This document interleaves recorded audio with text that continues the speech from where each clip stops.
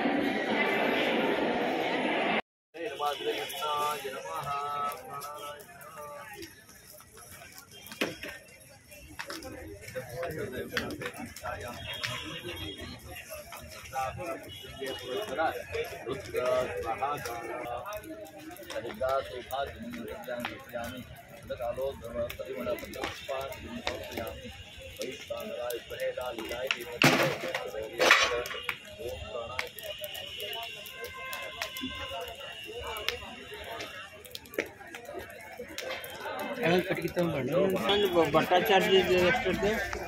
100 ಇಲ್ಲದ ಬರೀ ಹಾಂ ಆಯ್ತು ಮಾಡಿರಿ. ನಾನು ನಿಮ್ಗೆ ಫೋನ್ಪೇ ಮಾಡ್ಬೇಕು. ಹೌದೌದು ಮಾಡ್ತೀನಿ. ಈ ಕಡೆ ಬರೀ ಪಾಡೆ ಅಲ್ಲ ಮಾಮಿ ಪಾಮಿ ಪಾಡೆ ಬರ್ರಿ ಹಂಗೆ ಕೇಳೋದಲ್ಲ ಅವರು ಅದನ್ನು ನಾವು ಹೇಳಿದ್ವಲ್ಲ. ಇನ್ನು ಕೆಲವೇ ಕ್ಷಣಗಳಲ್ಲಿ ರುದ್ರಸ್ವ ಆಕಾರ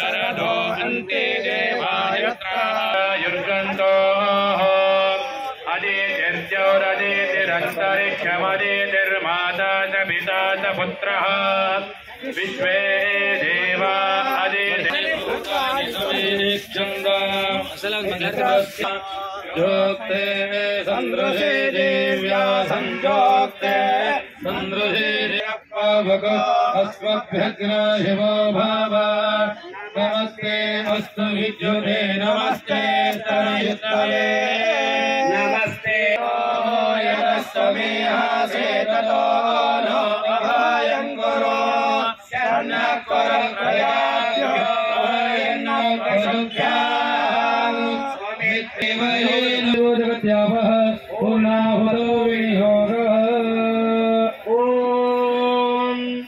समुद्राधोर्निर्मलो भाव उदाहरणो ग्रहजरामलक्ष्मीयदत्ते जग्वा देवानामृतस्य नोभे वयन्नामप्रब्रावामागुदस्यास्मिन् यज्ञे धारयामा नमोभिः ब्रह्मार्होणवये गौरजेतत् चत्वारि शृङ्गारयो अस्य मालागे शीर्षे सप्तहस्तायो अस्य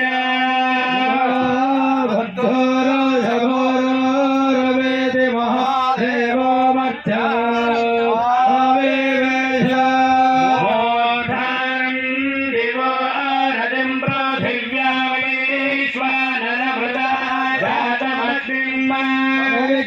सम्राजमते झञ्जनानामासल्लामात्रं जनयन्द्रदेवा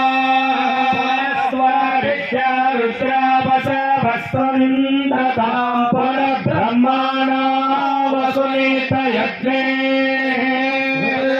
तन्नो वर्धयस्व सत्या सुनन्दो यजमानस्य गामा स्वाहा पूर्णाद् विपरापत सपूर्णा पुनरापत विक्रेणावः इहमोर्जग्राशदक्रतो सप्तदे अग्रे समिदः सप्तदिक्वा सप्तऋषय सप्तधामप्रियाणि सहोत्रा सप्तधात्मा यदं सप्तयोनिरावोणस्वघृतेरस्व धामन्ते विश्वं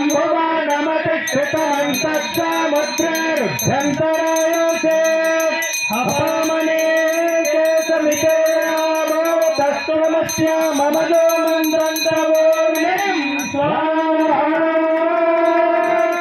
ओम भक्ताभिमानी राजा सत्योषुम्बरेश्वर महाराज की जय भक्ताभिमानी राजा श्रीकेश्वर महाराज की जय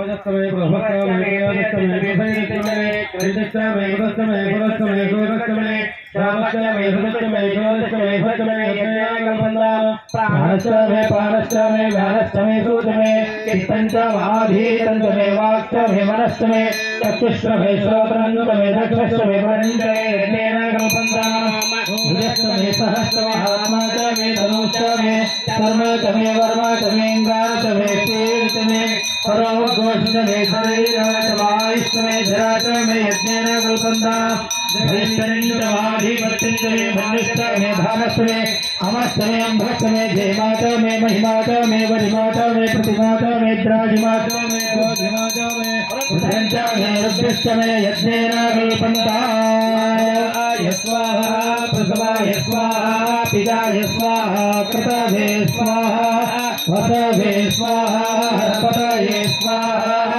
अन्ये मुक्ताय स्वाहा मुक्ताय वैनग्रस्याय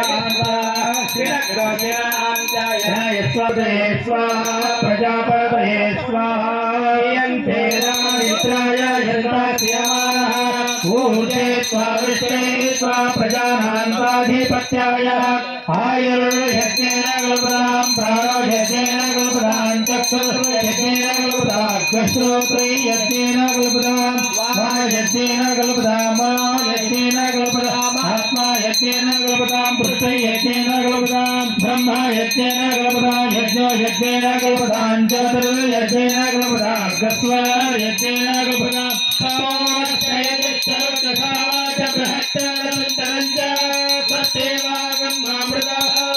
प्रजापतये प्रजा भूमवे स्वाहा नमः पार्वती पतये हर हर महादेव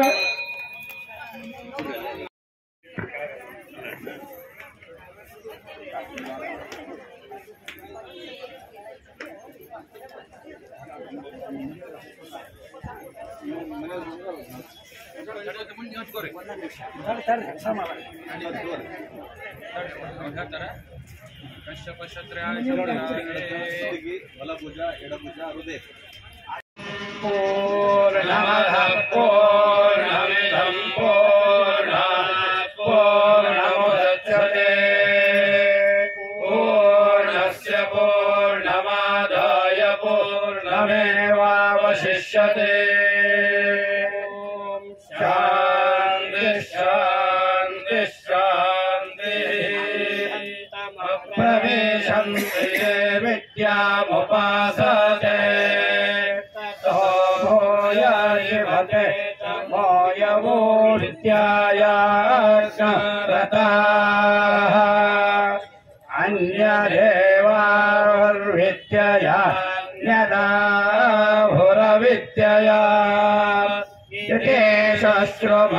यतेश्रुमधीराणा तेन स्तद्वितचक्षिरे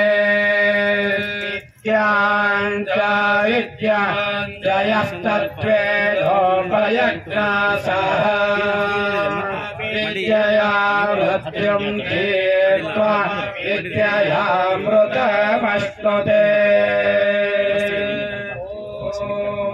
ಶಾಂತಿ ಶಾಂತಿ ಶಾಂತಿ. ವೇದಮೂರ್ತಿ ಪ್ರಭಾಕರ್ ಚಕ್ರವರ್ತಿ ಗುರುಗಳು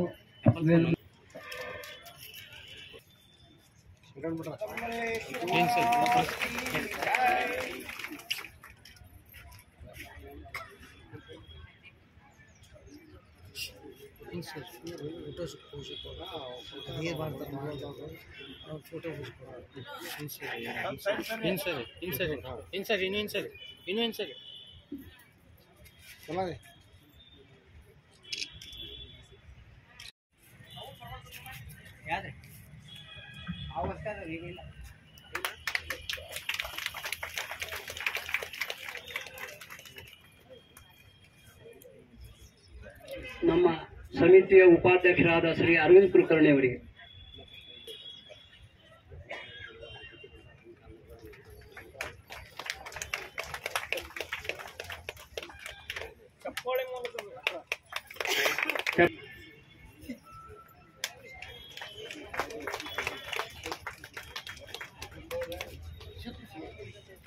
ಮಲ್ಲಾರಿ ಕುಲಕರ್ಣಿ ಅವರಿಗೆ ಸ್ವಾಮಿಗಳಿಂದ ಆಶೀರ್ವಾದ.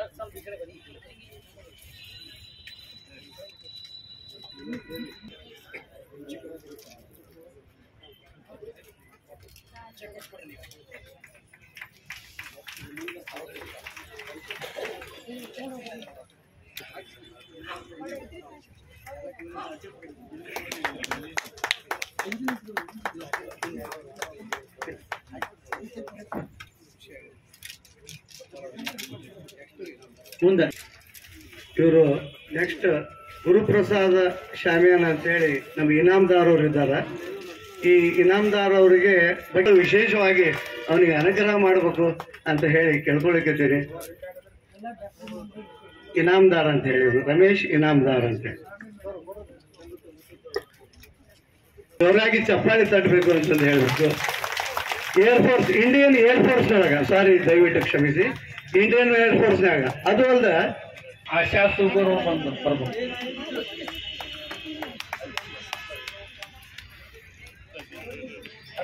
ಟಿ.ವಿ. ಕುಲಕರ್ಣಿ ಅವ್ರ ಮಗಳು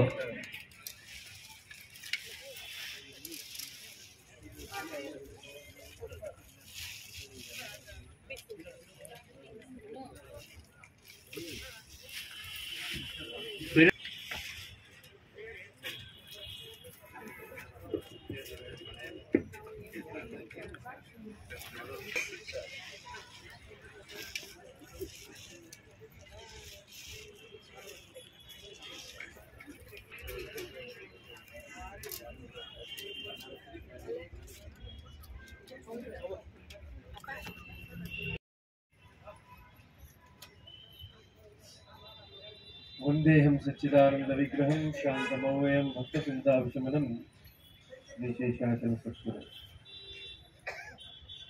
ಪ್ರಾತಸ್ಮರಣೀಯರಾದಂತಹ ಚಿದಂಬರ ಶೇಷಾಚಲರನ್ನ ಹರನ್ ಮನದಲ್ಲಿ ನೆನೆತ ಈ 3 ದಿನಗಳ ಪರ್ಯಂತರವಾಗಿ ಶಿವಚಿದಂಬರರ ಆ ದಿವ್ಯ ಮಹಾಸ್ವಾಮಿಯ ಜನ್ಮೋತ್ಸವದ ನಿಮಿತ್ತವಾಗಿ ಕಾರ್ಯಕ್ರಮದಲ್ಲಿ ಇವತ್ತು 2ನೆಯ ದಿನದಲ್ಲಿ ನಾವಿಲ್ಲೆಲ್ಲ ಒಂದೆಡೆ ಸೇರಿದ್ದೇವೆ. ತುಂಬಾ ಸಂತೋಷ ಅನಿಸ್ತದೆ. ಯಾಕಂತಂದ್ರೆ ಆ ಮಹಾಸ್ವಾಮಿಯ 266ನೆಯ ಜಯಂತ್ಯುತ್ಸವ ಇದ್ರೂ ಕೂಡ ಈ ನಗರದೊಳಗೆ ಇನ್ನೂ ಅನೇಕ ಕಡೆಗೂ ಮಾಡಬಹುದು. ಆದರೆ ಈ ಶಿವಚಿದಂಬರ ಚೈತನ್ಯ ಸೇವಾ ಸಮಿತಿಯರು ಕಳೆದ 25 ವರ್ಷಗಳಿಂದ ಮಾಡ್ತಾ ಬಂದಿದ್ದು ಬೆಳ್ಳಿಯ ಸಂಭ್ರಮ, ಬೆಳ್ಳಿ ಹಬ್ಬದ ಆಚರಣೆ ನಡೀತಾ ಇದೆ. ಯಾವುದೇ ಒಂದು ಸಂಘ ಸಂಸ್ಥೆ ತನ್ನದೇ ಆದ ನಿಟ್ಟಿನೊಳಗೆ 10 ವರ್ಷ ಕಳೆದ್ರೆ ದಶಮಾನೋತ್ಸವ ಇರಬಹುದು, 25 ಕಳೀತು ಅಂತಂದ್ರೆ ಬೆಳ್ಳಿ ಹಬ್ಬ ರಜತ ಮಹೋತ್ಸವ, 50 ವರ್ಷ ಕಳೆದ್ರೆ ಸುವರ್ಣ. ನೋಡ್ರಿ ಅಷ್ಟೇ ಆ ಬೆಲೆಯನ್ನ ಏರಿಸ್ತಾ ಹೋಗ್ತಾರೆ ಹಿರಿಯರು. 75 ಮುಡ್ತು ಅಂದ್ರೆ ವಜ್ರ ಅಂತ, ಅಂದ್ರೆ ವಜ್ರದಷ್ಟೇ ಗಟ್ಟಿ ಆಗ್ತದೆ ಅಂತಕ್ಕಂಥದ್ದು ಇರ್ಲಿ.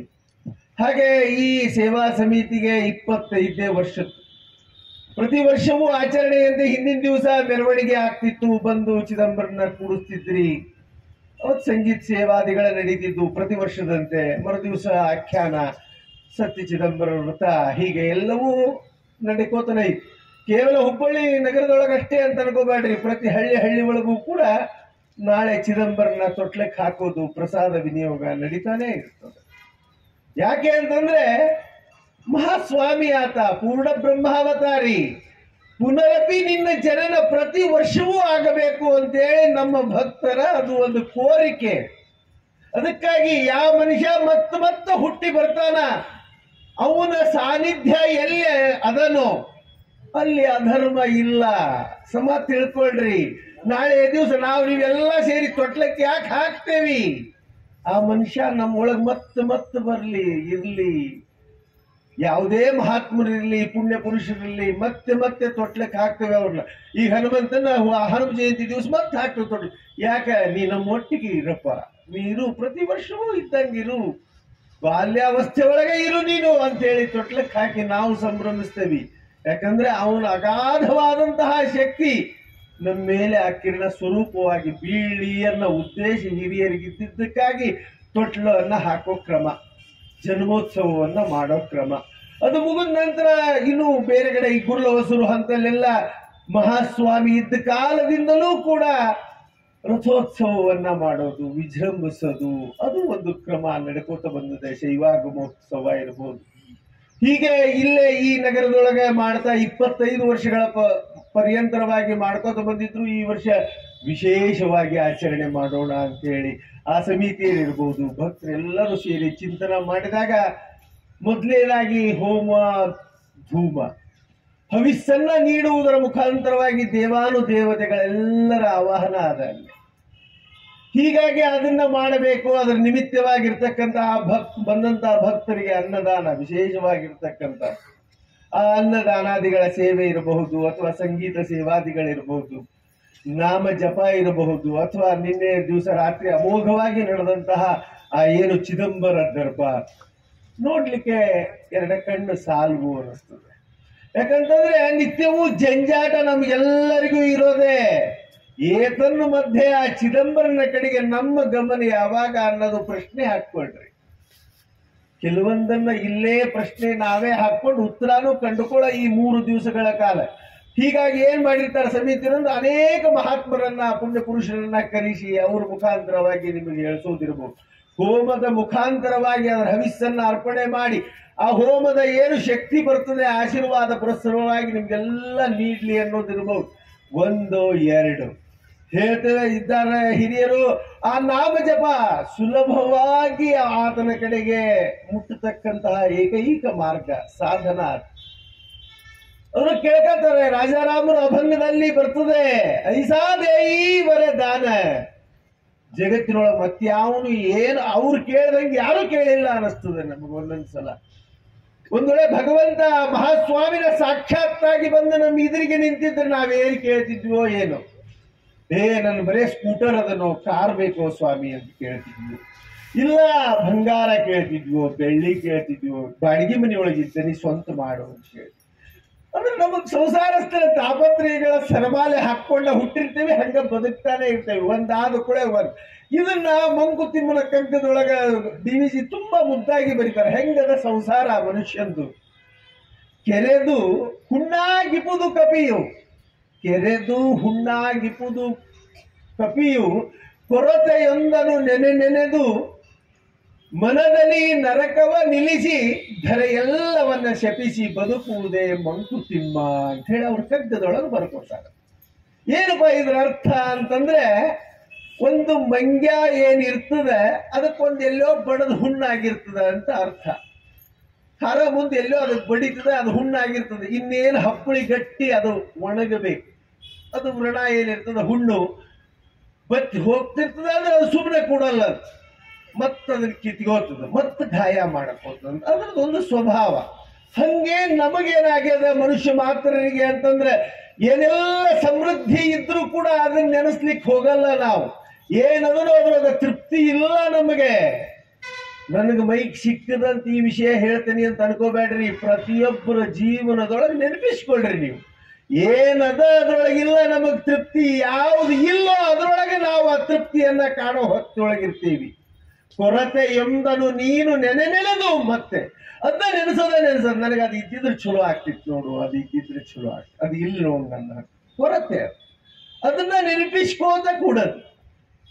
ಹಂಗಾದ್ರೆ ಸುಮ್ಮನೆ ಕೂಡ್ತದೇನು ಮನಸ್ಸು? ಸಾಧ್ಯವೇ ಇಲ್ಲ. ನಮ್ಮ ಸುತ್ತಲೂ ಏನದ ಅದನ್ನ ರವ ನರಕ ನಾವ ಮಾಡಿಡ್ತೇವೆ. ನಮ್ದು ಪ್ರಾರಬ್ಧ ಅನ್ಕೊಂಡು ಬೇಕಾದ ಅನ್ಕೊಂಡು ನರಕ ಮಾಡಿ ಇಡ್ತೇವಿ.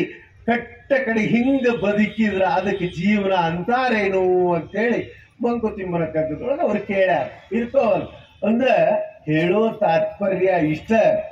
ಆ ನಾಮ ಜಪ ಇಂಥದ್ದಕ್ಕೆ ಸುಲಭವಾಗಿ ನಮಗೆ ಮಾರ್ಗವನ್ನ ಸೂಚಿಸ್ತದೆ. ಐಸಾ ದೇಯಿ ವರದಾನ ಮನ ರಾಹೇ ಸಮಾಧಾನ. ರಾಜಾರಾಮರು ಕೇಳ್ತಾ ಇದ್ದಾರ, ನನಗೇನು ಬೇಡಪ್ಪ ಐಶ್ವರ್ಯ ಅಂತಸ್ತು, ಯಾಕಂದ್ರೆ ನಿನಗೆ ಎಷ್ಟು ಕೊಡಬೇಕು ಅಂತ ಅನಿಸ್ತದ ಅಷ್ಟು ಕೊಟ್ಟು ಬಿಡ್ತಿ ಅಥವಾ ಕೊಡ್ತಿ ಮುಂದೂ ಕೂಡ.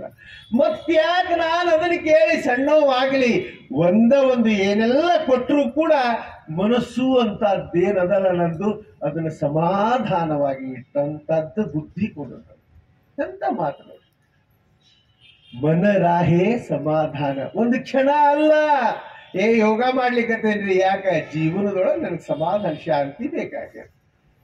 ಬೇಡ, ಭಗವಂತನ ಪದರಿಗೆ ಬಿದ್ದೀರಿ. ಹೇಳಿದ್ರಲ್ಲ ಈಗ 6 ಕೋಟಿ ಹೋಗಿ 13-12 ಕೋಟಿ ಗಂಟ್ಲೆ ಮಾಡಿರಿ ನಾಮ ಜಪಾನ.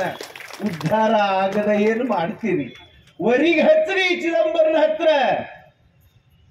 ಪೌರಾಣಿಕ ಹಿನ್ನೆಲೆ ದೃಷ್ಟಾಂತಗಳ ಹೆಜ್ಜೆಗೂ ಅವನ್ನ ಹೇಳ್ತಾವ, ಬೇಕಾದಷ್ಟು ಹೇಳ್ಬೋದು.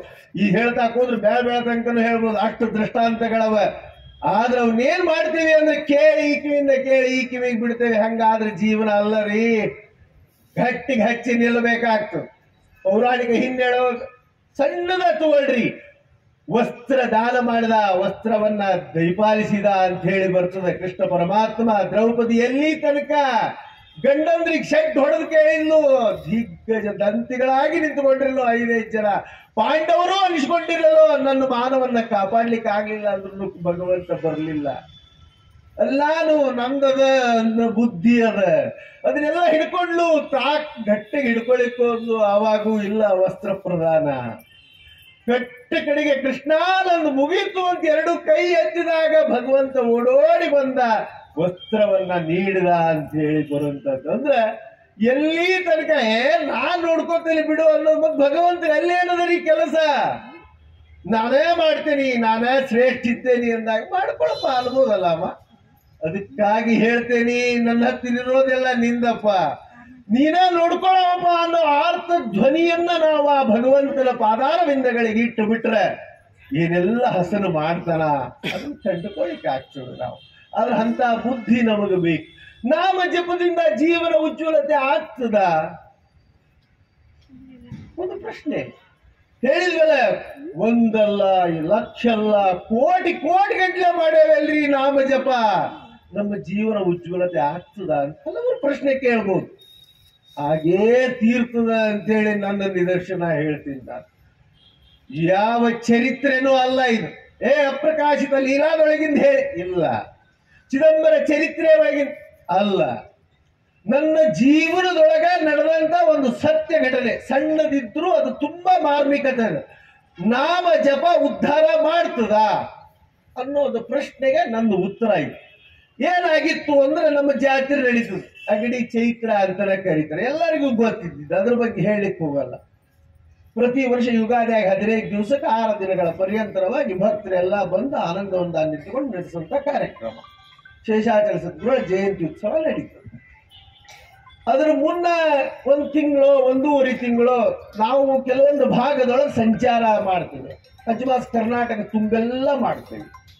ಮಾಡೋ ಹೊತ್ತೊಳಗೆ ಅದು ಬಳುವಳಿಯಾಗಿ ಬಂದಿದ್ದು ಅಂದ್ರೆ ತಂದೆಯವರಾಗ್ಲಿ, ಅದ್ರ ಹಿಂದೆ ಬ್ರಹ್ಮಾನಂದರಾಗ್ಲಿ, ಎಲ್ಲರೂ ಆ ಸಾಗರ ಕಡೆ ಸೇವಾಕ ಶಿವಮೊಗ್ಗ ಆಯ್ಕೆ ಮಾಡ್ಕೊಂಡಿದ್ರು. ಹಿಂಗಾಗಿ ನಮಗೂ ಅದ ಬಂದದ. ನಾ ಶಿವಮೊಗ್ಗ ಪ್ರಾಂತ್ಯ, ಅಲ್ಲೇ ನಿಟ್ಟೂರು ಅಂತ ಒಂದು ಸಣ್ಣ ಹಳ್ಳಿ, ಅದ್ರ ಪಕ್ಕಕ್ಕೆ ಕ್ವಾಸನಾಡಿ ಅಂತ ಇನ್ನು ತೀರ ಚಿಕ್ಕ ಹಳ್ಳಿ. 4-5 ಮನೆ ಅವಲ್ಲೇ. ಈ ಕಡೆ ಗುಡ್ಡದ ಮೇಲೆ ಒಂದು, ಆ ಕಡೆ ಗುಡ್ಡದ ಮೇಲೆ ಒಂದು, ತೋಟದ ತೆಗ್ನ್ಯಾಗ ಒಂದು, ಹಿಂಗೆ 3-4 ಮನೆ ಅವ. ಅಲ್ಲಿ ಪ್ರತಿ ವರ್ಷವೂ ಪಾದ ಪೂಜೆ ಇರ್ತದ. ಅದಕ್ಕಿಂತ ಮುಂಚೆ 4 ಮನೆಗೆ ಅಡ್ಡಾಡ್ಕೊಂಬಂದು ಪಾದ ಪೂಜೆ ಮನೆ ಒಳಗೆ ಊಟ ಅಂದ್ರೆ ಭಿಕ್ಷಾ ಪಾದ ಪೂಜೆ ಎಲ್ಲ ಪೂರೈಸಿ ಮತ್ತೆ ಮುಂದಿನ ಮನೆಗೆ ಹೋಗೋ ಕ್ರಮ. ಇದು ವರ್ಷ ಹೋಗ್ತೀವಿ ನಾವು. ಹೋಗಿದ್ದೆ ಅಲ್ಲೇ. ಆ ವರ್ಷ ಏನಾಗಿತ್ತು ಅಂತಂದ್ರೆ ಸುಮಾರು 80-82 ವರ್ಷದ ವೃದ್ಧ. ಬಾಯಷ್ಟ ಇತ್ತು ಅವನಿಗೆ. ಉಳ್ಕಿವೆಲ್ಲ ಅಂದ್ರೆ ಎದ್ದು ಅಡ್ಡಾಡೋ ಸ್ಟೇಜ್ ಇಲ್ಲ, ಕೈ ಕಾಲೆಲ್ಲ ನಿರ್ವಿಣ್ಣ, ಉಗ್ರಾವಸ್ಥೆ ಅವನ್ನ ಆವರಿಸಿ ಬಿಟ್ಟಿತ್ತು ಪೂರ. ಆ ಹಾಸಿಗೆಯಿಂದ ಹೇಳಲಿಕ್ಕೆ ಆಗಲ್ಲ. ತಿಳ್ಕೊಳ್ರಿ, ಜೀವನದೊಳಗೆ ನಾವು ಆ ಹಂತವನ್ನ ಎಲ್ಲರೂ ತಲುಪೇ ಮುಂದಿನ ಗಮನ ಮಾಡ್ತೇವೆ. ಅಂತ ಹೊತ್ತಿನೊಳಗೆ ಈ ಕಿವಿ ಮಾತು ನಿಮಗೆ ಅವಶ್ಯವಾಗಿ ಬೀಳಬಹುದು. ಇವತ್ತಿನಿಂದ ಮಾಡಿದ್ರೆ ನಾವು ಹೆಂಗ್ ಪಾರ್ ಆಗಬಹುದು ಅನ್ಲಿಕ್ಕೆ ಇದು ಒಂದು ನಿದರ್ಶನ ಆಗ್ತದೆ. ಸುಮ್ರ ಬೆಳ್ಳಿ ಹಬ್ಬ ಒಂದು ವಿಶೇಷ ಆಚರಣೆ ಅಲ್ಲ. ಇನಾಮದಾರ್ರಿ 87 100 ಅಡಿ ಹಾಕ್ಸಿದ್ರು ಇಷ್ಟು ವೈಭವ ಬೇಕಾಗಿಲ್ಲ. ಚಿದಂಬರ ವೈಭವ ಬೇಕಾಗಿಲ್ಲ. ಯಾಕಂದ್ರೆ ಅವ ಹೇಳ್ಕೋತಿದ್ದ, ನಾ ಬಡ ವೈದಿಕ ಬ್ರಾಹ್ಮಣ ಇದ್ದೇನೆ. ಹಂಗ ಹೇಳ್ತಿದ್ದ ಅಂದ ಮಾತ್ರಕ್ಕ ಹಂಗೂನು ಅಲ್ಲ. ಯಾಕಂತಂದ್ರೆ ಒಂದು ಯಜ್ಞವನ್ನ ಗೊಣ್ಣಾಗರದಾಗ ಮಾಡಿದ್ರೆ ಎಲಿ ಎಣಿಸ್ಲಿಕ್ಕೆ ಅತಿರಥ ಮಹಾರಥನಿಗೆ ಆಗ್ಲಿಲ್ಲ. ಹೌದನ್ನ ರಾಜ ಮಹಾರಾಜರು ಪೇಶ್ವೆಯಾದಿಗಳಿಗೂ ನಿಲುಕಲಾರದಂತಹ ಮಹಾನ್ ಯಜ್ಞವನ್ನ ಕೈಗೊಂಡ ಆತ. 1 2 ಇರ್ಲಿ, ಆ ಚರಿತ್ರೆ ಬೇಕಾದಷ್ಟದ ಓದ್ಲಿಕ್ಕೂ ನಿಮಗ್ ಸಿಗ್ತದೆ, ಓದ್ಕೊಂಡ್ರೆ. ಅಲ್ಲ, ಸೇವಾಕ್ ಹೋಗೋತ್ನಾಗ ಏನು ಮಲಗಿದ ವೃದ್ಧರ ಹತ್ರ ಹೋಗೋ ಪ್ರಸಂಗ ಬಂತು. ನನಗೆ ಕರ್ಕೊಂಡು ಹೋಗ್ಲಿಕ್ಕೆ ಒಬ್ರು ಇದ್ದೇ ಇರ್ತಾರ. ಆ ಊರಿನೆಲ್ಲ ಬರ್ತಿರ್ತಾರ ಸರ್ವೇ ಸಾಧಾರಣ. ಹೋದ್ವಿ. ಹೋದ ಮೇಲೆ ಮತ್ತೆಲ್ಲ ಉಭಯ ಕುಶಲೋಪರಿ ಆಯ್ತು. 5-10 ನಿಮಿಷ ಕೂಡ್ಬೇಕಲ್ಲ. ಅಲ್ಲಿ ವಾತಾವರಣ ನೋಡಿದೆ ಏನಾಗಿದೆ. ಯಾಕಂದ್ರೆ ಪರಿಚಯನೂ ಇದ್ದವ ಅಜ್ಜ. ಹೋದ ವರ್ಷನೂ ನೋಡಿದ್ದೆ, ಅಡ್ಡಾಡ್ತಿದ್ದ. ಈ ವರ್ಷ ಹಿಂಗಾಗೆ ಅಂದ್ರಿ ಅಂತ ಮನಿ ಜನ ತಮ್ಮ ಅಳಲನ್ನ ತೊಡ್ಕೊಂಡ್ರು. ಅವ್ರಿಗಿನ್ನೂ ಧ್ವನಿ ಕಣನ ಇತ್ತು. ಅವ್ರ ಹತ್ರ ಎದ್ದು ಹೋದೆ. ನಾನು ಅಜ್ಜನ ಹತ್ರ ಹೋದೆ. ತಲೆ ಮ್ಯಾಲ ಕೈಯಾಡಿಸಿದೆ, ಹೆಂಗ್ ಕೇಳಿದೆ, ವಿಚಾರ ಮಾಡಿದೆ. ಸೊಮೆರ ಮಲಿಗೆ ಬಿಟ್ಟೇನೆ. ಆಗುವಂತು ಕೈ ಕಾಲು ಎಲ್ಲ ಏನ್ ನಿರ್ವಿಣ್ಯ ಆಗಿದ್ದಾವ. ಅವಂಗೇನ್ ಅನುಭವಿಸ್ತಿದ್ದ ಅದನ್ನ ಹೇಳಿದವ. ಹೇಳಿದ ಮೇಲೆ ನಾನು ಒಂದು ಮಾತು ಹೇಳಿದೆ. ನೀವು ಆ ರೋಗ ರೋಗ ರೋಗ ಅನ್ಕೋತ ಕೂಡಬೇಡ್ರಿ. ಆದ್ರ ಒಂದು ನಾಮ್ ಜಪ ಮಾಡ್ರಿ. ಒಂದು ಜಪಮಾಲಿನೂ ತೆಗೆದುಕೊಳ್ಳೋಳಗಿಂದ ಕೊಟ್ಟೆ ಅವ್ರಿಗೆ. ಕೊಟ್ಟು ಹೇಳಿದೆ, ಸುಮ್ಮನೆ ಕೈ ಹಿಂಗಿಂಗ್ ಓಡ್ಲಿ, ಅದು ಎಷ್ಟಾಗ್ಯಾವು ಅನ್ನೋದು ಅವನ ಲೆಕ್ಕ ಇಟ್ಕೊಳ್ಳಿ. ಭಗವಂತ ಸುಮ್ಮನೆ ಮಾಡ್ತಾ ಇರಿ. ಶ್ರೀರಾಮ್ ಜಯರಾಮ್ ಜೈ ಜಯರಾಮ್ ಮಾಡ್ರಿ. ಅದು ಸಾಕಾತಂದ್ರೆ ಶಿವಚಿದಂಬರ ಶಿವಚಿದಂಬರ ಅಂತರ ಮಾಡ್ರಿ ಅಂತ ಹೇಳಿದೆ. ಬಹಳ ಖುಷಿ ಪಟ್ರು. ಮತ್ತೆ ನಾನು ಅದನ್ನ ತಗೊಂಡು ಅವರೆಲ್ಲ ಏನ್ ಸೇವಾ ಕೊಡ್ತಾರ ಅದನ್ನ ತಗೊಂಡು ಮತ್ತೆ ಮುಂದಿನ ಮನೆಗೆ ಹೋದೆ. ಆ ವರ್ಷ ಉತ್ಸವದ ಆತು ಮುಗಿದು ಹೋತಲ್ಲ, ಅದು ನಂಗೆ ನೆನಪೂ ಇಲ್ಲ. ಆತು ಮತ್ತೆ ಪುನರಪಿ ಫಾಲ್ಗುಣ ಮಾಸಕ್ಕೆ ಹೋಗಿದ್ದೆ. ಮತ್ತೆ ಮುಂದಿನ ಚೈತ್ರದ ವೇಳೆ ಆದರೂ ಫಾಲ್ಗುಣ ಮಾಸ ಬಂತು. ಆ ನಾಮ ಜಪ ಉದ್ಧಾರ ಮಾಡ್ತದ ಹೆಂಗೋ ಅನ್ನೋದನ್ನು ಕೂಡ ನಾನು ನೆನಪಾರಿದ್ದೆ. ನಿಜವಾಗ್ಲೂ ಹೇಳಬೇಕು ಅಂತಂದ್ರೆ ಗೊತ್ತಿಲ್ಲ ನಮಗ್. ಅಂದ್ರೆ ಏನಾಗ್ತದೆ ಗೊತ್ತಾ, ನಾಮ ಜಪ ಮಾಡೋ ಮುಂದೆ ಹಂಗಂದ್ರೆ ಯಾರನ್ನ ನಂಬೋಣ, ಗುರು ಅಂತ ಯಾರನ್ನ ಹಿಡ್ಕೊಂಬೋಣ, ಅದು ಒಂದು ಪ್ರಶ್ನೆನ. ಹೋಗಿ ಹೋಗಿ ಯಾವನ ಒಬ್ಬ ರಾಮ ಕುಂಡಾಡೆ ಅನ್ನೋಂಥವ್ನು ಹಿಡ್ಕೊಂಡ್ರೆ ನಮ್ಮ ಗತಿ ಏನಾದಿ ಸಮ ತಿಳ್ಕೊಂಡ್ರಿ. ನಾ ಹೇಳೋದು ಗುರು ಅಂತ ಯಾರಿಗೆ ಅನ್ನಬೇಕು. ಹಂಗಂದ್ರೆ ನಾವು ಹೇಳಿದ ಮೇಲೆ ನಮ್ಮ ಜೀವನದ ಉಜ್ವಲತೆಯನ್ನ ಕೊಡಂತವ ಗುರು ಅಲ್ಲ. ಹೇಳಿದ ಮೇಲೆ ಕೊಡೋದಿದ್ರೆ ಅವಂಗೆ ಯಾಕೆ ಗುರು ಅನ್ನಬೇಕು. ಗುರುತ್ವ ಅನ್ನಲ್ಲಿ ಅವನಲ್ಲಿ ಏನದ ಹಂಗಂದ್ರೆ ಅದಕ್ಕಾಗಿನ ಹಿರಿಯರು ಹೇಳ್ತಾರ, ಯಾವನ ಅಮೃತ ದೃಷ್ಟಿ ಬಿದ್ದರೆ ನೀವು ಉದ್ಧಾರ ಆಗಿ ಹೋಗ್ತೀಯೋ ಅವ ಗುರು. ಕೇಳೋದು ಬೇಕಾಗಿಲ್ಲ, ಅಲ್ಲಿ ಅಪ್ಲಿಕೇಶನ್ ಇಲ್ಲ. ನಿನಗೇನು ಬೇಕು ಬೇಡಗಳ ಚಿಂತೆ ಅವನಿಗಿರ್ಬೇಕ ವಿನಃ ನಿನಗಿಲ್ಲ. ಅಂತ ಧೀಮಂತಳಾಗಿರಂತವ ಗುರುತ್ವವನ್ನ ಪಡ್ಕೋತಾನ. ಯಾಕಂದ್ರೆ ಗುರು ಅಂತಂದ್ರೆ ನಗುರೋರ್ ಅಧಿಕಂ, ಕಟ್ಟ ಕಡೆ ಆದದ್ದು. ಅದಕ್ಕಿಂತ ಅಧಿಕತಮವಾದಂಥದ್ದು ಜಗತ್ತಿನೊಳಗೆ ಯಾವುದೂ ಇಲ್ಲ. ಮತ್ತು ಅದು ಇದು ಅಂತಲ್ಲ, ಯಾವುದೂ ಇಲ್ಲ. ನಶ್ವರನ ಆ ಗುರುವಿನ ಅಂತಕ್ಕಂಥದ್ದು ಅತ್ಯಂತ ಎತ್ತರವಾಗಿರ್ತಕ್ಕಂಥದ್ದು, ವಿಶಾಲವಾಗಿರ್ತಕ್ಕಂಥದ್ದು, ದಿವ್ಯವಾಗಿರ್ತಕ್ಕ ಬೇಕಾದಷ್ಟು ಅದಕ್ಕೂ ಇವ್ರು ಕೊಡಿ ನೀವು ಪ್ರೇಕ್ಷೆಗಳನ್ನು ಅದಕ್ಕೆ ಮುಟ್ತದ ಸಲ್ತದ ಅಂತಕ್ಕಂಥದ್ದು. ಅಂತ ವೇಳ್ಯಾದೊಳಗೆ ಆ ಗುರು ಅಂತಕ್ಕಂಥವನು ಗುರುಚರಿತ್ರೆ ಒಳಗೆ ಒಂದು ಉದಾಹರಣೆ ಬರ್ತದೆ. ಹಂಗಂದ್ರೆ ನಮ್ಮ ಮನಸ್ಸಿಂದ ತಿಳ್ಕೊಂಡು ನೀಡತಕ್ಕಂಥವ್ ಯಾರಿದ್ದಾರಪ್ಪ. ಹಂಗಂದ್ರೆ ಒಂದು ಅಲ್ಲಿನೂ ಮತ್ತು ಉದ್ಭವಿಸ್ತದೆ. ಪ್ರತಿ ಜೀವನದೊಳಗೆ ಒಂದು ಹೆಜ್ಜೆಗೂ ಪ್ರಶ್ನೆ ಬಂದತಿರ್ತಾವ್ರಿ. ಅದಕ್ಕೆ ನಾವ ಕೆಲವೊಂದ್ಸಲ ಕಂಡುಕೋತೇವಿ, ಅಥವಾ ಭಗವಂತನ ಏನ್ ಆಶೀರ್ವಾದನೋ ಅದಕ್ಕೆ ಉತ್ತರ ಸಿಗ್ತದ. ಏನೆಲ್ಲ ನಡೆದಿರ್ತದೆ ಪ್ರತಿಯೊಬ್ಬರ ಜೀವನದೊಳಗೂ ಕೂಡ. ಗುರುಚರಿತ್ರೆ ಒಳಗೆ ಒಂದು ಆ ದೃಷ್ಟಾಂತದೊಳಗೆ ಹೇಳ್ತಾರೆ, ಒಂದು ಅಧ್ಯಾಯದೊಳಗೆ ಗುರು ಅಂದ್ರೆ ಹೆಂಗಿರ್ತಾನ, ಗುರುಕಾರುಣ್ಯ ಅಂದ್ರೆ ಹೆಂಗ್ ನಡೀತದ ನಮ್ಮ ಜೀವನಕ್ಕೆ, ಅಥವಾ ನಮ್ಮ ಪ್ರಾರಬ್ಧನೂ ಕೂಡ ಗುರು ಹೆಂಗ್ ತಿಂತಾನ ಅನ್ನೋದಕ್ಕೆ. ನರಸಿಂಹ ಸರಸ್ವತಿಗಳ ಹೆಸರು ಎಲ್ಲರೂ ಕೇಳಿರಿ. ದತ್ತಾವತಾರಿಗಳ ಸಾಕ್ಷಾತ್ತಾಗಿ ತ್ರಿಮೂರ್ತದೊಳಗೆ ಅವರು ಒಬ್ರು. ಗಾಣಗಾಪುರದಲ್ಲಿ ಇದ್ದಂತ ಆ ಸಮಯ ದತ್ತ ದರ್ಬಾರ್ ಅಂತ, ಹೆಂಗೆ ನಿನ್ನೆ ಚಿದಂಬರ ದರ್ಬಾರ್ ನಾವು ಮಾಡಿದ್ದೀವಿ ಇಲ್ಲೇ, ಅಂದ್ರೆ ಹಿಂಗಿರಬಹುದಲ್ಲ ಸ್ವಾಮಿ ದರ್ಬಾರ ಅಂತ ನಿಮ್ಗೆಲ್ಲ ತೋರಿಸ್ಲಿಕ್ಕಾಗಿ ಮಾಡಿದ್ದದು. ಆದ್ರೆ ಗಾಣಗಾಪುರದೊಳಗೆ ನರಸಿಂಹ ಸರಸ್ವತಿಗಳು ಇದ್ದಾಗ ನಿತ್ಯವೂ ದತ್ತ ದರ್ಬಾರ್ ನಡೀತಿತ್ತು. ನೆನಪಿಸ್ಕೊಡ್ರಿ ಅದನ್ನ, ಅಲ್ಲಿ ತುಲನಾತ್ಮಕವಾಗಿ ವಿಚಾರ ಮಾಡಿ ಹೆಂಗಿರಬೇಡ. ಯಾವ ಬೆಲ್ಲಕ್ಕ ಇರಿಬಿ ಗೊದ್ದ ಯಾವ ತೆರನಾಗಿ ಹುಡ್ಕೊಂಡು ಹೋಗ್ತಾವಲ್ಲ, ಸಿಹಿ ತಿನ್ಬೇಕಪ್ಪ, ಪಡ್ಕೋಬೇಕು ಅಂತೇಳಿ, ಹಂಗ ಗುರುಕಾರುಣ್ಯ ನಮಗ್ ಲಭಿಸ್ಬೇಕಪ್ಪ, ನಾವು ಉದ್ಧಾರ ಆಗ್ಬೇಕಪ್ಪ, ನಮ್ಮ ಜೀವನದೊಳಗಿನ ತಾಪತ್ರಯ ಕಳ್ಕೋಬೇಕು, ಹಿಂಗಾಗ್ಬೇಕು ಅಂತೇಳಿ ನಿತ್ಯವೂ ಜನರ ಸಹಸ್ರಾವಧಿ ಬರ್ತಾ ಹೋಗ್ತಾ ಇದ್ರು ಅಂತಲ್ಲಿ ಗಾಣಗಾಪುರದೊಳಗೆ. ಅಂತ ಸಂದರ್ಭದೊಳಗೆ ಜನಜಂಗುಳಿ ಆಗಿಬಿಡ್ತಿತ್ತು. ಆ ದರ್ಬಾರೆಲ್ಲ ತುಂಬಿ ಹೊರಗೂ ನಿಲ್ತಿತ್ತು. ಆ ಒತ್ತಡದ ತಕ್ಕಂದಿನ ಅಲ್ಲೇ ಶಿಸ್ತನ್ನ ಕಾಪಾಡ್ಲಿಕ್ಕಾಗಿ ಆ ಸ್ವಯಂ ಸೇವಕರನ್ನು ಮಾಡ್ತಿದ್ರು ಕೆಲಸ. ಅವಾಗ ಒಬ್ಬವ ಶ್ವೇತ ಕುಷ್ಟಿ, ಮೈ ತುಂಬಾ ಕುಷ್ಠರೋಗ ಆಗಿಬಿಟ್ಟದ, ರಕ್ತ ಕೀವು ಸೋರ್ಸಾದ, ಬಂದು ಗುರು ದರ್ಶನ ಮಾಡಿಕೊಂಡು ಕೇಳಿಬಿಡೋದು. ಅವ್ರ ಪಾದ ತಲಕ್ಕ ಹಣಿ ಹಚ್ಚಿ ಕೇಳೋದೇನು ಅಂತಂದ್ರೆ, ನನ್ನ ಬದುಕಿ ಶರ ಬದುಕಿಸಿ, ಇಲ್ಲ ಜೀವನ್ ಮುಕ್ತತೆ ಕೊಟ್ಬಿಡು ಸಾಕು, ಎರಡು ಅಷ್ಟ ನಾನು, ಆದ್ರೆ ಈ ರೋಗದಿಂದ ಅನುಭವಿಸ್ಲಿಕ್ಕೆ ಸಾಧ್ಯ ಇಲ್ಲ ನಾನು ಅಂತ ಕೇಳ್ಕೊಳ್ಳೋಣ ಅಂತ ಯಾರೋ ಹೇಳಿದ್ರು. ಗುರುಗಳ ಹತ್ರ ಹೋಗು, ಗಾಣಗಾಪುರದೊಳಗ ನೀ ಭೇಟಿ ಆಗಿಬಿಡು ಸಾಕು, ನೀವು ಉದ್ಧಾರ ಆಗ್ತಿ ಅಂದ್ರು. ಬಹಳ ಸಂತೋಷತೆಯಿಂದ ಬಂದ, ಒಂದು ನಿರ್ಮಲ ಚಿತ್ತದಿಂದ ಬಂದ. ಏಕಚಿತ್ತ ಇತ್ತು, ಮತ್ತೆ ಅದನ್ನ ಬ್ರಾಕೆಟ್ನಾಗ ಹೇಳಂಗಿಲ್ಲ ನಾ ಹೋಗ್ತೇನೆ, ಅವ್ರು ಭೇಟಿ ಆಗ್ತೇನೆ, ಏನಾದ್ರೂ ಒಂದು ಆಗ್ತದ ಅನ್ನೋ ಒಂದು ಚಿತ್ತದಿಂದ ಬಂದಿದ್ದವ. ಅದು ಬಹಳ ಮುಖ್ಯದ ನಮ್ಗೆ, ಯಾಕಂದ್ರೆ ನಮ್ಗೆ ಹೊಯ್ದಾಟ ಮನಸ್ಸು. ಯಾವುದೋ ಒಂದು ಕೆಲಸ ಮಾಡ್ತಿರ್ತೇವೆ, ಇನ್ನೊಬ್ಬ ಬಂದು ಹೇಳಿದ ಕೂಡ ಅದನ್ನ ಅಲ್ಲಿಗೆ ಬಿಟ್ಟು ಅದನ್ನ ಶುರು ಮಾಡ್ತೀವಿ. ಬೇಕಾಗಿಲ್ಲ ನಮ್ಗೆ.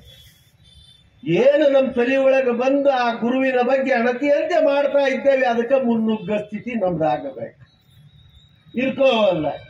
ಅಲ್ಲೇನಾಗಿತ್ತು ಅಂದ್ರೆ ಆ ಶ್ವೇತ ಕುಷ್ಟಿಯನ್ನ ಅವನ ಸ್ಥಿತಿ ನೋಡಿ ಅಲ್ಲಿ ಮುಂದೇನು ದ್ವಾರಪಾಲಕರ ಹಂಗೆ ನಿಂತಿದ್ರು ಭಕ್ತರು, ಅವರ ಒಳಗೆ ಬಿಡ್ಲಿಲ್ಲ. ನಿಂದೇನು ಕೆಲಸ ಗುರುಗಳ ಹತ್ರ ನಡಿ ಅಂದ್ರು. ದುಡಿದ್ರು, ಹೋದ, ಸ್ವಲ್ಪ ದೂರ 4 ಹೆಜ್ಜೆ ಹಿಂದೆ ಬಿದ್ದು ಮತ್ತೆ ಎದ್ದು ಬಂದು ಕೇಳ್ತಾನ, ಗುರುವಿನ ದರ್ಶನ ಮಾಡ್ಬೇಕು, ದೂರಿಂದ ನೋಡ್ತೀನಿ, ಸ್ವಲ್ಪ ಒಳಗ್ ಬಿಡ್ರು. ಮೊದ್ಲ ಅವ ಸವಕಾಶ ಮಾತಾಡ್ತಾ ಸಾಧ್ಯ ಜೀವ ಹೋದ್ರೆ ಇಲ್ಲೇ ಹೋಗ್ಲಿ, ಇವತ್ತು ಗುರುವಿನ ದರ್ಶನನ ಆಗಬೇಕು ಅಂತ ಪಣ ತೊಟ್ಟ, ಕೂಗಾಡ್ಲಿಕ್ಕೆ ಹತ್ತ. ಯಾರನ್ನ ಒಳಗೆ ಬಿಡ್ತೀರಿ ನೀವು? ನಾನು ಬಿಡ್ಲಿಲ್ಲ, ನಾ ಭಕ್ತಿದ್ದೇನೆ. ಅವ್ನು ನೋಡ್ಬೇಕಾಗ್ಯದ ಕೂಗ್ಲಿಕ್ಕೆ ಹತ್ತೊಳಗೆ ಏನು ಒಳಗಿದ್ದಂತ ಗುರುಗಳ ಕಿವಿಗೆ ಅದು ಬಿತ್ತು. ಏನೋ ಗತಿ ನಡೆದ, ಯಾಕೆ ನಡೆದ ಅಂತ ಹೇಳಿ ಅದ್ರ ಆ ಕಡೆ ಅವ್ರು ಅಂದ್ರೆ ವಿಚಾರ ಮಾಡಿಸಿದಾಗ ಹಿಂಗ ಶ್ವೇತ ಕುಷ್ಟಿ ಬಂದಾನ, ಕುಷ್ಠ ರೋಗ, ಅವ್ನು ನೋಡ್ಲಿಕ್ಕೆ ಆಗೋದು ತಮ್ಮದ ಆ ಭಾಷೆ ಒಳಗೆ ಹೇಳಿದ್ರು, ಗುರು ಬಿಡ್ರಿ ಅವನ್ನ ಅಂತ. ನೋಡ್ರಿ, ಗುರುಕಾರುಣ್ಯ ಅಂತಂದ್ರೆ ಅವ್ ಮಾತ್ರ ಹೃದಯ ಇರ್ತದ ಅವ್ನ ಗುರು ಆದವಂಗ. ಯಾರಿದ್ರಿ ಏನವ, ಹೆಂಗಿದ್ರಿ ಬಹಳ ಬಂಗಾರ ಹಾಕೊಂಡಿರ್ಬೇಕು, ಕಿರೀಟನ ಹಾಕೊಂಡು ಬಂದ್ರೆ ಮಾತ್ರ ಭೇಟಿ ಆಗ್ತೀನಿ ಅಂತ ನೆನ ಗುರು. ಅಥವಾ ವಯಸ್ಸಾದವಿರ್ಬೇಕು, ಪರಿಪಕ್ವತೆ ಅವನಲ್ಲಿ, ಅದು ಏನು ಇಲ್ಲ. ಹೇಳೋದೇನು, ವಯಸ್ಸು, ಲಿಂಗ, ಜಾತಿ ಇದೆಲ್ಲವನ್ನ ಮೀರಿದಂತದ್ದು ಆ ತಾಕತ್ತು, ಗುರುವಿನ ತಾಕತ್ತು ಇರ್ಲಿ. ಆ ಕುಷ್ಠರೋಗಿ ಒಳಗೆ ಬಂದು ಕುಳೆ ಅವ ಮಾಡೋದು ನೋಡಿ ಏನಲ್ಲಿ 100 ಜನ ಭಕ್ತರು ನಿಂತಿದ್ರು. ಅವ್ರ ಕಣ್ಣಾಗಿ ನೀರು ಬಂತು. ಒದ್ದಾಡಿ ಬಿಟ್ಟವ ಪಾದ ತಲದೊಳಗೆ ಝಾಡಿಸಿದ ತನ್ನ ಕೂದಲದಿಂದ ಆ ಗುರುವಿನ ಪಾದವನ್ನ ಝಾಡಿಸಿ ಹೇಳ್ದ, ಏನ್ ಅನ್ಕೊಂಡಿದ್ನಲ್ಲ ಅವ ಅನ್ಬೇಕು ಅಂತ ಹೊಂಟ. ಅಷ್ಟ್ರೊಳಗ ಏನಾಗಿತ್ತು ಅಂದ್ರೆ, ಮರುದಿವ್ಸ ಅಡಿಗೆ ಮಾಡ್ಲಿಕ್ಕಾಗಿ ಒಂದಿಷ್ಟು ಒಣಗಿದ ಕಾಷ್ಠವನ್ನ ಒಬ್ಬ ಶಿಷ್ಯ ಹೊತ್ಕೊಂಡು ಹೊಂಟಿದ್ದ. ಅಲ್ಲೇ ಪಕ್ಕಕ್ಕೆ ಒಣಗಿದ ಕಾಷ್ಠ ಅಂದ್ರೆ ಕಟ್ಟಿಗೆ. ಒಂದ್ರೊಳಗೆ ಬಡ್ಡಿ ಇಷ್ಟಿಷ್ಟು ಬಡ್ಡಿ 4 ತುಂಡು ಮಾಡಿ ಮರುದಿವ್ಸ ಒಲಿ ಊರಿಗೆ ಹಚ್ಚಿ ಅಡಿಗೆ ಮಾಡ್ಲಿಕ್ಕೆ ಅಕ್ಷರಶಃ ಚರಿತ್ರೆ ಒಳಗೆ ಏನು ಉಲ್ಲೇಖದ ಅದನ್ನ ಹೇಳಲಿಕ್ಕತ್ತೇನೆ ವಿನ ಅದನ್ನ ಬಿಟ್ಟರೆ ಏನು ಹೇಳಲಿಕ್ಕತ್ತೀನಿ ನಾನು. ತಿಳ್ಕೊಳ್ರಿ ಅಂತಾನೆ ಹೇಳಲಿಕ್ಕತ್ತೇನೆ. ಗುರುಕಾರುಣ್ಯ ಅಂದ್ರೆ ಹೆಂಗ್ ಲಭಿಸ್ತದ ಅಂತ ತಿಳ್ಕೊಳ್ರಿ. ಯಾಕಂದ್ರೆ ದತ್ತ ಅಂದ್ರೆ ಬೇರೆ ಅಲ್ಲ, ಚಿದಂಬರ ಅಂದ್ರೆ ಬೇರೆ ಅಲ್ಲ, ವಿಠೋಬಾ ಅಂದ್ರೆ ಬೇರೆ. ನಾವೇನು ಮಾಡ್ಕೋತೇವೆ ಅಂದ್ರೆ ಗಾಡಿ ಕಟ್ಟಿಕೊಂಡು ನಮ್ಮ ಮಟ್ಟಕ್ಕೆ ನಾವ ಅಲ್ಲಿ ಪರ್ದ ಇಳಿ ಬಿಟ್ಟುಕೋತೇವೆ. ಸಂಬಂಧವೇ ಇಲ್ಲ. ಸರ್ವದೇವ ನಮಸ್ಕಾರ ಕೇಶವಂ ಪ್ರತಿ ಗಚ್ಚತಿ ಅಂತ ಹೇಳಿ ಹಿರಿಯರ ಅಭಿಪ್ರಾಯ. ನೀ ನಮಸ್ಕಾರ ಮಾಡೋ ಮರಾಯ ಮುಂಚೆ ಅಂತಾರೆ ಅವ್ರು ಹಿರಿಯರು. ನಮಗೆ ಅಪ್ಪಳೆ ಕೊಡೋದೇನು ಅಂದ್ರೆ ಅಲ್ಲಿಲ್ಲ. ಯಾಕಂದ್ರೆ ಗುರು ಅಥವಾ ಆ ಸ್ವಾಮಿ ನಾ ಭಕ್ತ ಅನ್ನೋ ಏನ್ ತಾದಾತ್ಮ್ಯ ಸಂಬಂಧ ಅದ. ಅದನ್ನ ಯಾರು ಹೇಳ್ಕೊಡ್ಬೇಕಾಗಿಲ್ಲ. ನಮ್ಮ ಮನಸ್ಸಿನ ನಿರ್ಮಲ ಚಿತ್ತದಿಂದ ಬರ್ಬೇಕಾಗ್ತದ. ಅದು ನಾನು ಕಂತ ನೋಟೋ ಅಥವಾ ಬೆಳ್ಳೋ ಬಂಗಾರೋ ಮುಂದುವೈದಿಟ್ಟೆ ಅದನ್ನ ಬಹಳ ಚಂದ ನೋಡ್ತಾನೆ ಗುರು. ಯಥಾವತ್ತು ತಪ್ಪು ಬೇಕಾಗಿಲ್ಲ. ಯಾಕಂದ್ರೆ ನೀ ಏನು ಒಯ್ದು ಅವ್ರ ಮುಂದೆ ಇಟ್ಟಲ್ಲ, ಅವ್ನು ಕೊಟ್ಟ ಭಿಕ್ಷೆ ಒಳಗಿನ ಒಂದು ಮುಷ್ಟಿ ಹಾಕಿ ನೀ ಕೊಟ್ಟಿ. ಅವನು ಅವ ಕೊಟ್ಟಿದ್ದನ್ನ ನೀ ಕೊಡೋದ್ರೊಳಗೆ ನಿಂದೇನ್ ದೊಡ್ಡಿಸ್ತನಿಕೆ ಅದ. ನೀ ಕೊಡು, ನಿನ್ನ ಚಿತ್ತದಿಂದ ಮನಸ್ಸನ್ನ ಏಕಾಗ್ರತೆ ಭಕ್ತಿಯಿಂದ ಅರ್ಪಣೆ ಮಾಡ. ಆ ಭಕ್ತಿ ಒಂದಿತ್ತಂದ್ರೆ ಬೇಕಾದ್ದಾಗ್ತದ ಅನ್ಲಿಕ್ಕೆ ಈ ನಿದರ್ಶನ ಉದಾಹರಣೆ. ಏನ್ ಕಟ್ಟಿಗೆ ಹೊತ್ಕೊಂಡು ಹೊಂಟಿದ್ದ, ಗುರುಗಳು ಕರೆದ್ರು, ಅವ ಓಡಿ ಬಂದ. ಅದ್ರಾಗಿಂದ ಒಂದು ಕಟ್ಟಿಗೆ ಎಳ್ಕೊಂಡ್ರ ಗುರುಗಳು. ಏನ್ ದೊಡ್ಡದು ಹಿಂಗ್ ಬಂಡಲ್ ಕಟ್ಟಿದ್ರು, ಅದ್ರಿಂದ ಒಂದು ಕಟ್ಟಿಗೆ ಎಳ್ಕೊಂಡ್ರು. ಅದು ಔದುಂಬರ ಕಟ್ಟಿಗೆನ ಇತ್ತು. ಒಂದ್ರ 4 ಭಾಗ ಆಗಿತ್ತು ತುಂಡು. ಹಿಂಗು ಉದ್ದನ್ ತುಂಡಲ್ಲ, ದುಂಡಂದ್ ಹೋಗಿ ಹಿಂಗ್ ತ್ರಿಕೋನ ಆಕಾರದೊಳಗೆ ಆಗಿತ್ತು. ಎಳ್ಕೊಂಡ್ರು. ಏನು ಬಿದ್ದು ಹರಳಾಳಿ ಕಟ್ಟಿದ್ದ ಅವನು ಕೈ ಒಳಗೆ ಇಟ್ಟರು. ಹೋಗು ಇದನ್ನ ತಗೋ, ಸಂಗಮದೊಳಗೆ ನೆಡು. ನಿತ್ಯ ಉಪವಾಸ ಇದ್ದು ಸೂರ್ಯೋದಯದಿಂದ ಸೂರ್ಯಾಸ್ತದ ಪರ್ಯಂತರವಾಗಿ ಏನಲ್ಲೇ ಅಮೃತ ಜಲದಂಗದ ಆ ನದಿ ನೀರು, ಅಮರಜ ಸಂಗಮದ ನೀರನ್ನ ತಗೊಂಡು ಬಂದು ಇದಕ್ಕೆ ಉಸುಗಿನಾಗ ನೆಟ್ಟಿದ್ದಕ್ಕೆ ಹಾಕ್ತಾ ಬಾ, ಭವಿಷ್ಯದಿಂದ ಹಾಕ್ತಾ ಬಾ. ಇದು ಯಾವಾಗ ಚಿಗುರ್ತದ ಆವಾಗ ನಿನ್ನ ಕುಷ್ಠ ಹೋಗ್ತದ ಅಂದ್ರು. ಪರೀಕ್ಷಾ ಭವೇತಿನವ. ಚಪ್ಪಳಿ ಹೊಡೆದ ಬೇಡ, ಸುಮ್ಮನೆ ಕೇಳ್ರಿ ಅಷ್ಟ ಸಾಕು. ತಗೊಂಡ್ಬಂದು ಸುರಿತಾ ಹೋದ್ರು, ಸುರಿದ ಅವ್ನ್ ಹೆಂಗಿತ್ತು ಅಂತಂದ್ರೆ ಗುರುವಾಕ್ಯ ವೇದಷ್ಟ ಪ್ರಾಮಾಣ್ಯ ಆಗ್ತದ. ಯಾಕಂದ್ರೆ ರುಗ್ನಾವಸ್ಥೆ ಒಳಗಿದ್ದ, ಅನುಭವಿಸಿ ಬಿಟ್ಟಿದ್ದ, ಸಾಕಪ್ಪ ಮರಾಯ ಅಂತ ಅನ್ಕೊಂಡಾಗ ಹೆಂಗಾಗಿರ್ಬೇಡ ಅವನ ಪರಿಸ್ಥಿತಿ. ಸಿಕ್ತು ಅಂದವ ನನಗೆ. ತಗೊಂಡ ಕಣ್ಣಿಗೆ ಹಚ್ಕೊಂಡಿದ್ದೇನು ಹೊರಗೆ ಬರ್ತಿದ್ದ. ಅಷ್ಟೊತ್ತಿಗೆ ಅಲ್ಲಿ ಹಿಂದಿರೋರು ಅವನ್ ಹೇಳಿದ್ರು, ಮುದ್ದಾಗಿ ಅವನ್ ಮೈದಡಿವಿ ಮಾತಾಡ್ಸ್ಕೊತ ಬಂದು ಹೇಳ್ತಾರ, ಹುಚ್ಚಿದ್ದಿ ನೀನು, ಗುರುಗಳು ಹೇಳಿದ್ದ ಆಗಲ್ಲ ಬಹುಶಃ. ಯಾಕಂತಂದ್ರೆ ಒಣಗಿದ್ರು, ಇದು ಕಟ್ಟಿಗೆ ನಾಳೆ ಉರಿ ಹಚ್ಚಲಿಕ್ಕೆ ಹೋಗೋದಿದು. ಸುಡ ಕಟ್ಟಿಗೆನ ಕೊಟ್ಟಾರ ನಿನ್ನ ಕೈಯಾಗ ಗುರುಗಳು. ನೀರು ಹಾಕಿದ್ರೆ ಎಂದರ ಚಿಗುರ್ತದೇನಪ್ಪ, ಸ್ವಲ್ಪ ರಾಶಿ ಇದ್ರ ಏನದ ಚಿಗುರ್ತಿತ್ತದು. ಸಾಧ್ಯ ಇಲ್ಲ, ಅದಕ್ಕೆ ವ್ಯರ್ಥ ಪ್ರಯತ್ನ ಮಾಡಬೇಡ ಅಂತ ನಾವಾಗಿದ್ರೆ ಅದ ಕಟ್ಟಿಗೆನ ತಗೊಂಡು ಮತ್ತೆ ಅಲ್ಲೇ ಒಗದ್ ಹೋಗ್ಬಿಡ್ತೀವಿ. ಆದ್ರೆ ಅವನ್ ಹಂಗಲ್ಲ. ಅವನ ಭಕ್ತಿಗೆ ಒಂದ್ ತಟಗೂ ವ್ಯತ್ಯಾಸ ಆಗ್ಲಿಲ್ಲ. ಬೇಕಾದ್ ಹೇಳ್ರಿ, ಗುರುವಾಕ್ಯ ಏನು ಬಂದು ಅದ್ರಂಗ ಮಾಡವನ ನಾನು ಅನ್ಕೊಂಡ. ಗುರುವಾಕ್ಯದಂತೆ ಹೋಗಿ ನಟ್ಟ. ಉಸಿಗಿನೊಳಗ ಅಹೋ ರಾತ್ರಿ ತನಕನೂ ತಗೊಂಡ್ಬರೋದು, ನೀರು ಹಾಕೋದು. ಅವ್ರು ಏನ್ ಹೇಳಿದ್ರು ಗುರುವಾಕ್ಯ ಅದೇ ರೀತಿ ಒಳಗ ಗುರು ಹೇಳ್ಯಾನ ಅಂದ್ಮೇಲೆ ಮಾತಾ ಮುಗೀತು ಅಂತೇಳಿ ಹಾಕಿದ. 6 ದಿನ ಕಳೆದು 7ನೇ ದಿನ ಒಂದು ಅಂಕುರ ಹೊಡಿತದ್ರಿಂದ ಕುಷ್ಟೆಲ್ಲ ಹೋತು ಅಂತೇಳಿ ಗುರುಚರಿತ್ರೆ ಒಳಗ ಅಧ್ಯಾಯದೊಳಗೆ ಬರ್ತಕ್ಕಂಥ ಅದು ಗುರು ಕಾರುಣ್ಯ. ಕೇಳಬೇಕಾಗಿಲ್ಲ, ನಾವು ಕೇಳಿದ್ರೆ ಸಣ್ಣೋರಾಗ್ತೇವಿ. ಯಾವ್ದು ಕೇಳಬೇಕು ಯಾವ್ದು ಬಿಡಬೇಕು ಅನ್ನೋದು ನಮ್ಗೆ ಗೊತ್ತಾಗಲ್ಲಪ್ಪ ಮಹಾಸ್ವಾಮಿ. ನಿನಗೇನು ತಿಳಿತದ ಹಂಗೆ ನಮ್ಮನ್ನು ನಡೆಸು ಅಂದು ಬಿಟ್ರೆ ನಮ್ಮಂತ ಧೀಮಂತರ ಯಾರು ಆಗ್ಲಿಕ್ಕಿಲ್ಲ ಅನ್ನೋದೊಂದು. ಅದಕ್ಕಾಗಿನ 3 ದಿನಗಳ ಪರ್ಯಂತರವಾಗಿ ಇಲ್ಲಿ ಕಾರ್ಯಕ್ರಮದ ಜೊತೆಯಾಗಿ ತಿಂಗಳ ಪರ್ಯಂತರವಾಗಿ ಅವನ ನಾಮ ಜಪ ಮಾಡ್ಕೋತ ಬಂದೇವಿ. ಇನ್ನು 2 ಕಡೆ ಘಟನೆ ಒಂದನ್ನ ಅದನ್ನು ಮುಗಿಸಿ ನನ್ನ ಮಾತುಗಳನ್ನ ಮುಗಿಸ್ತೇನೆ. ಅವ್ನ್ ಹೇಳಿದೆ, ಮುಂದಿನ ವರ್ಷ ಮತ್ತದ ಮನೆಗೆ ಹೋಗೋ ಮುಂದೆ ಅಲ್ಲಿ ಮನಿ ನೋಡಿದ ಕೂಡ ಲಕ್ಷ್ಯ ಆತ್ ನನಗೆ. ಏನ್ ನನ್ನ ಜೋಡಿ ಸೇವಾ ಮಾಡಿಸ್ಲಿಕ್ಕೆ ಬಂದಿದ್ರು ಅವರ ಬಂದಿದ್ರು, ಮತ್ತೆ ಈಗೂ ಅವರ ಬರ್ತಾರ. ಆ ಕ್ವಾಸ್ತಾಡಿ ಒಳಗಿನ ಸತ್ಯ ಅವರು ಏನಿದ್ದಾರೆ ಅವರ ಬರ್ತಾರ ನನ್ನ ಜೋಡಿ. ಬಂದ್ರು. ನಾ ಮೊದ್ಲು ಇನ್ನೇನು ಸ್ವಲ್ಪ ದೂರದೊಳಗೆ ಅವ್ರು ನೀವು ಕೇಳಿದೆ, ಆ ಮುದುಕಿದ್ದಾನೋ ಹೋಗ್ಯಾನೋ. ಇದ್ದಾನ್ರಿ ಸ್ವಾಮಿಯರ ಅಂದವ. ಒಂದು ರೀತಿ ಟುಕು ಶುರುವಾದ ನನಗೆ. ಹೋದ ವರ್ಷ ಏನೋ ಕೇಳ್ದ, ನಾ ಹೇಳಿ ಬಂದ್ಬಿಟ್ಟೆ. ಈ ವರ್ಷ ಏನ್ ಆಗ್ಯಾವ ಅವನ ಪರಿಸ್ಥಿತಿ ಗೊತ್ತಿಲ್ಲ ನನಗೆ. ಏನ್ ಕೇಳ್ತಾನೋ ಏನೋ. ಒಂದ್ ರೀತಿ ಹೆದರಿಕೆ ಅಂದ್ರೆ ಏನಿಲ್ಲ, ಯಾಕಂದ್ರೆ ನಾ ಹೇಳಿದ್ದೇನು ತಪ್ಪು ಇದ್ದಿದ್ದಿಲ್ಲ ಅಲ್ಲೇ. ಆದ್ರೂ ಕೂಡ ಒಂದು ಅಳಕು. ಆದ್ರೂ ಹೋದೆ, ಅವ್ರ ಮನೆಯೊಳಗೆ ಕೂತೆ. ಆದ್ರೆ ಅದಕ್ಕೆಲ್ಲ ಮುಗೀತು. ಅವನ್ ಮತ್ ನೋಡ್ಬೇಕಲ್ಲ, ಅವ ಸ್ವಾಮಿಯರ್ ಬಂದಾರ, ಅಗಡಿ ಸ್ವಾಮಿಯರ್ ಬಂದಾರ ಅಂದ ಕಣ್ಣು ತೆಗದ ನೋಡ್ದ ನನ್ನ ಕಡೆ. ಅಲ್ಲಿಂದ ಬರ್ರೀ ಸ್ವಾಮಿಯರ ಅಂತ ಜೋರಾಗಿ ಕೂಗಿದವ. ಮುಗೀತು, ಸೇವಾ ಮುಗಿದ ಮೇಲೆ ಮತ್ತೆ ಪುನರಪಿ ಎದ್ದು ಹೋದ ಮೇಲೆ ಅವ ಏನ್ ಹೇಳ್ದ ಅನ್ನೋದಕ್ಕೆ ನಾಮ ಜಪ ನಮಗ್ ಸಾಧನ ಆಗ್ತದ ಅನ್ನೋದಕ್ಕೆ ನಮ್ಮ ಜೀವನಕ್ಕೆ ನಿದರ್ಶನ ಆಯ್ತು.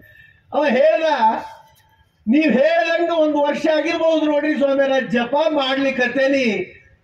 ಜಪ ಮಾಡ್ಲಿಕ್ಕೆ ಯಾವಾಗ ಶುರು ಮಾಡಿದ್ದಲ್ಲ, ಜಪದಕ್ಕಿನ ಹಿಂದೆ ರೋಗದಾಗ ನಾನು ಬಿದ್ದಿದ್ದೆ. ಜಪ ಯಾವಾಗ ಶುರು ಮಾಡಿದೆ, ನನ್ನ ಕೈಯಾಗ ರೋಗ ಸಿಕ್ಕದೀಗ ಬೇಕಾದ್ದಾದ್ರೂ ರೋಗದ ನನಗೆ ಪರಿವಾಹ ಹಚ್ಚುವಲ್ತು ಅಂತ ಹೇಳಿದವ ಮುದ್ದಾದ ಭಾಷೆಯ ಒಳಗೆ.